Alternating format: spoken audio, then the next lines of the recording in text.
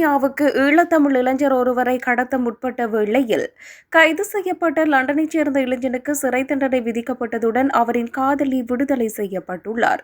பிரான்சில் இருந்து கார் ஒன்றின் மூலம் 17 வயதான இளைஞனை பிரித்தானியாவுக்குள் கொண்டு செல்ல முற்பட்ட வேளையில் முகவராக செயற்பட்ட சாரதியும் காதலியும் கைது செய்யப்பட்டனர். இந்த நிலையில் தனது குற்றச்சாட்டை ஏற்றுக்கொண்ட நிலையில் காரின் சாரதியாக செயற்பட்ட நபருக்கு 1 வருட சிறை தண்டனை விதிக்கப்பட்டுள்ளது.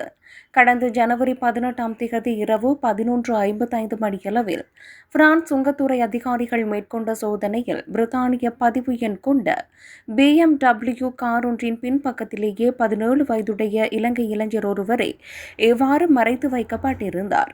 காரை செலுத்தி வந்த 22 வயதுடைய பிரித்தானிய இளைஞர் உடனடியாக கைது செய்யப்பட்டார். அவருடன் காரில் இருந்த அவரது 26 வயது கர்ப்பிணி துணையும் விசாரணைக்கு உட்படுத்தப்பட்டார். காரில் மறைந்திருந்த ஈழத்தமிழ் இளைஞன் பாரிஸ் பாதுக்களே நெடுஞ்சாலையில் உள்ள ஒரு வாகன நிறுத்துமிடத்தில் வைத்து காரில் ஏற்றப்பட்டுள்ளார். பிரித்தானியா செல்வதற்காக சாரதியிடம் 2000 யூரோக்கள் வழங்க ஒப்புக்கொண்டதாகவும் பிரித்தானிய இளைஞன் போலீசாரிடம் தெரிவித்துள்ளார். ருமேனிய ஆட்கடத்தல் கும்பல் ஒன்றின் மூலமாகவே இந்த சாரதி தமக்கு அறிமுகமானதாக அந்த இளைஞர் வாக்குமூலம் வழங்கியுள்ளார். அண்மையில் புளோக்கன்சூர் மேயர் நீதிமன்றத்தில் வழக்கு விசாரணை இடம்பெற்றது.